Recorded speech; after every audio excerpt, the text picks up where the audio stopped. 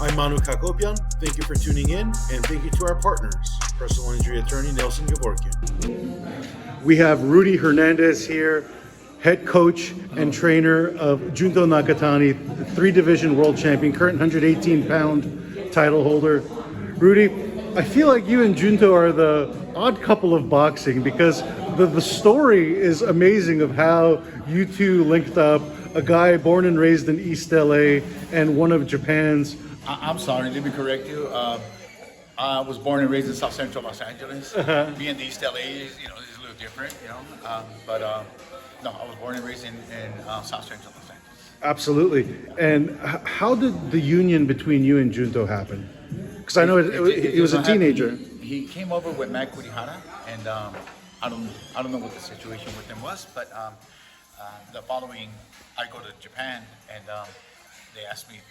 I have a meeting with his parents, and they asked me if I could train him, and I said sure. But he was supposed to. Well, they wanted him to come over and stay here, and I didn't want that. I said no, I want him to continue to go. He can come and train here, but he has to go back to Japan because I wanted him to continue to be. Japan has a different structure, and they do things are way better over there than they are here. And so I didn't want no changes. I didn't want him getting Americanized, if that makes any sense. Right. And if you've ever been in Japan, you'll understand. So what is the dynamic of him training here? Can you break that down for us? Well, when he came here, he was here for 3 months. He stayed at our house, and we take him to the gym, and he lived with my family, and it was comfortable. It was easy. It was easy to work with him because even when he came at the age of 15, his focus was only boxing. It was to be a champion one day, and nothing interfered with that dream. Because even at the age of 15, when he stayed over with Tony and my son and other boys. So one day, okay, here's the story. One day they want to go to Raging Waters. They're 15 years old. They want to go to Raging Waters. So they figured they talked him into it, and they'd all go. And so they asked Junto, Raging Waters or gym? And then he said, gym. And that was a game changer there. I mean, his kid was here for that sole purpose. And look at him today. He's a 3-time world champion. How satisfying has it been for you to just oversee his entire career and the rise that he's had? Satisfaction? I don't. You know what's crazy that I don't see it as this is our job. This is our work that we do, and we come to work every day. And I don't think about there's not a single fight that any of my fighters have been into. After the De La Hoya fight, when my brother fought Oscar De La Hoya, after that, I've never ever been in a fight thinking we got this. I'm always looking at what's gonna, what happens if this happens, and so I have to be 110% prepared in that corner to be able to guide my guys to me. Is this the most fun you're having in your entire career? You got 2 world champions. Junto's on the top 10 of the pound-for-pound list for a lot of people. You're about to have this big night on October 14 with both of your guys on the same show. Is this the most fun you're having in your career so far? No, it's not. It's a job. I don't see it as and it's crazy, but it's not that. Not that I don't appreciate it or nothing like that. It's just that we're here to do a job, and we're not done. See, when they retire, we can talk about it. Let's talk about all the great things. But right now, there is no great things. These guys come and they sacrifice themselves and they work hard to get what they've earned. And it doesn't always go our way. Look at Anthony Lapinces. He fought for the world title the first time and he got knocked out. He got stopped. And then, he got, because he put on such a good show, he didn't lose anything. Sometimes you win more by losing, and that's what happened with Tony. Now Tony is the WBO champion, and my thing is now he makes me nervous. Tony makes me nervous. I'm nervous.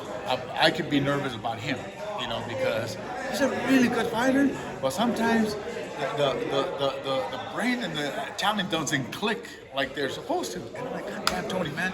Like I always tell Tony, like, you know what surprises me, Tony? He's like, cross the street and not get run over. If that makes any sense. With Junto, how he's on the pound for pound list right now, top 10 for a lot of organizations. How, for anyone who still has not seen him fight, how would you describe him? Junto's a very dedicated fighter that comes to work. And when I say he comes to work, he comes in and puts in the work. He's always, like most Japanese. I'm not going to say 100% of them, but I'm going to say like maybe 98.9% of the Japanese are always on time. They come to work and they put in the work. And Junto's no different. He was here before you today. Yeah, of course. He's always here before I am. Yeah, always. Well, maybe one or two times now, but there has been a very few times that I'm here. I'm here 20 minutes early, and he's already been here. Mm-hmm. Like, that makes sense, huh? I'm 20 minutes early, and he got here before I did. As far as his fighting style, how would you describe his fighting style? He adjusts. He can adjust to anything that's been brought to the table. He knows how to fight. That's the one thing about. Okay, that's the thing I learned when my brother lost to Oscar De La Hoya. I remember saying I was lost in that corner. I didn't know what to say. I was completely lost because Oscar came out fighting a different way, and I never expected it. So I remember turning around and look at my dad I must have been like in the third round. I go, Dad, he's a way different fighter. I never expected this, but I made sure after that to always be ready. I no longer get lost. We always have to be ready. So my guys, they're ready to fight whoever it is, because you can 2 days before the fight, something can happen, and all of a sudden you've been training to fight a right-hander, but a southpaw. They're offering you a southpaw. So what do you do? Yeah. As a professional, your butt should be ready. And doesn't matter what they bring to the table. If you're my fighter, the fighters that I work with and I train, they're always ready for whatever brings to the table. Your opponent, 77 fights.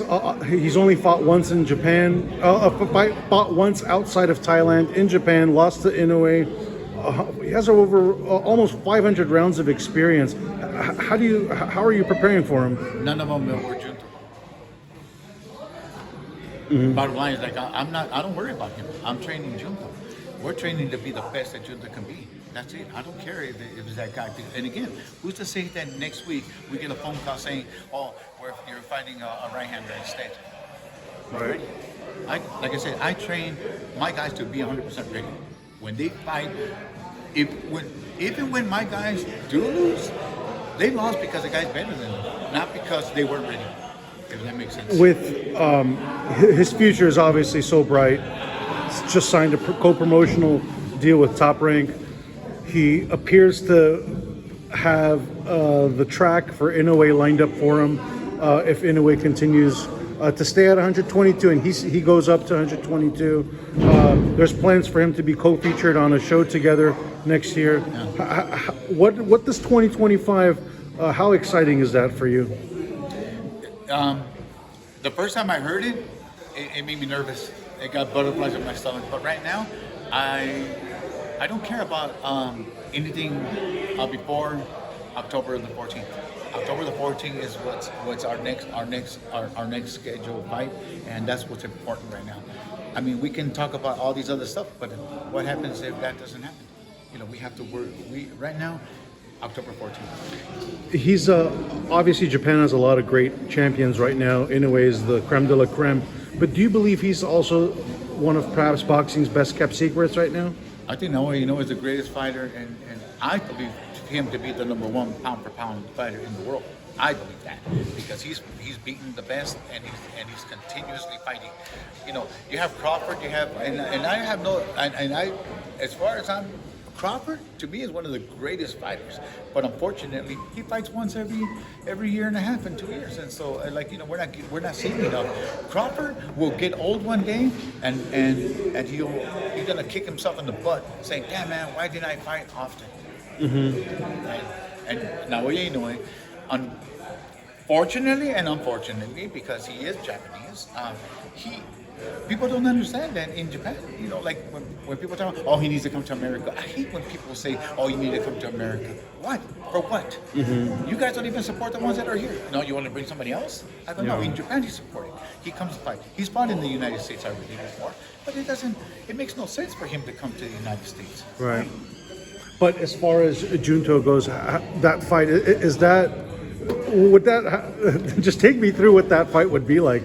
Because it seems it'd be one of the biggest fights in the history of Japan boxing, because you'd get two of the very best, not just in Japan, but pound for pound fighters in the world. I mean, like, how many times in Japan has two great fighters known worldwide have ever fought? So I think that this would be a fight that. How do you beat Inoue? How do we beat Inoue? Hoping he blinks and we hit him. I have a lot of respect for Naoya Inoue. I think he's a great fighter. I've been a fan of his since I first saw him. I said, man, this guy is something special. There's just something special about him, and I have a lot of respect for him too. And see, here's the thing: he's the top dog, and we're coming up. We have to come up, and when that day comes, we're gonna fight to be ready. So 122 pounds, you guys are ready for it next year? Yeah, that's our goal is to go to 122 next year, and so and depending who the champion is there, that's So theoretically, this could be his last fight at 118. He takes the warm-up 122 fight on the undercard for Inoue. I think we may have like this one and maybe two more. Gotcha. And then move up to 122. Because what Aaron alluded to was having them on the same card, and then putting them against each other. Wouldn't you want to warm up at 122 at least, just one fight before? Warm up for what? No, Just like he did with Fulton, go straight up. Why not? I mean, they're professionals, and as professionals, they should be ready. Gotcha. So you'll go straight up 122 whenever. I'm not the shot caller. If it were up to me, I continue defending the title and then go about it. But he has his manager, and he also has an opinion. Whatever it is that they decide to do, then I'm on board.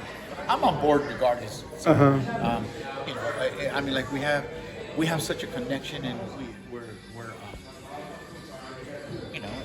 he's the greatest fighter I've ever trained. That's obviously from your perspective. From a fan's perspective, I mentioned it earlier. I don't think we got to it, but how would you describe him? Like, who would you compare him to? What would his just overall? How would you assess him as a fighter? I think he's one of the great fighters that he can adjust. He makes adjustments, and if you notice that. Mostly in every fight that he's been into, he doesn't repeat the same round over and over. He makes changes and he does things differently. There's not a whole lot of fighters like him. He can fight you as a southpaw. He can turn right hand. He knows how to fight inside, outside, and he does a mixture. And that's what I learned in that fight with Oscar De La Hoya, to be ready. And my guys are ready. There's only two styles that we can't really get ready for, and that would be. Darchinian or Prince Hamid, because those guys are really awkward. Yeah, but Marco Antonio Barrera showed us how to beat him, and so I can adjust. As an Armenian, I'd like to thank you for the shout out to Darchinian. He was a great, my friend called him Popeye. Popeye, and he was a great fighter too, and I really think Darchinian. I liked him. With Junto. His power, 118, it's carried up, 2 knockouts in his 2 fights there. Do you see him, how big do you see him getting? Everyone wants Inoue to be fighting at these higher weights, but how big do you think Junto can get as far as... I'm thinking maybe about 130. That would be a ceiling. The junior lightweight, because he has the height, he's about 5'9", 5'8", and that would make him a 6th division champion if he ends up... that would be great, now, wouldn't it? But yeah, I think that he could go up as 130. I'll leave you with this, anyways. That has to go down as the fight of the year next year, right? Who? The one to look forward to and to watch. On paper, a must watch. On paper, of course, but on screen it has to be. it's a must watch. I think if and when that does happen, it'll be a must watch. I think so. You can already bookmark it. Is there that has to, and of course that happens in Japan, Tokyo Dome. What has it been? Does he want to fight in the United States, or is he not really interested in that? Junto is told you're fighting here. Okay, that's it. He doesn't care. His whole thing is like, you tell me what my date is, and he gets ready for that date. It can be in the United States. It can be in Japan. Well, he's already fought a couple of times in the United States, but then again, you know, he comes here to work. He comes and he trains here, and if the fights are here, well, it's here, and if it's in Japan, it's in Japan. He makes the adjustments like it's no big deal at all.